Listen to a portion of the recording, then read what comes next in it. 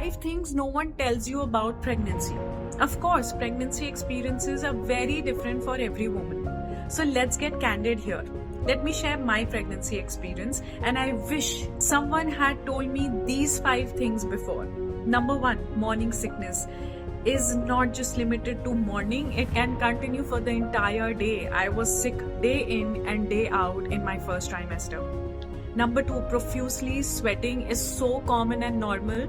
I needed a fan in the month of January in Delhi winters. Not only my husband, I was worried for myself too. Number 3, no pregnancy glow at all. I had bad pigmentation, darker skin, and looked tired all day, every day. Even little makeup did not help. Number 4, your breast size will increase enormously. True. Number 5, pregnancy education classes and Lamaze classes. I bless my friend every day to push me to take lactation and infant care classes. During COVID and otherwise, when I had no one, I still felt so strong and confident after going and participating in these classes. Well, pregnancy and birth can be overwhelming, and one may or may not experience these things. Mention in the comment below what you wish someone had told you before.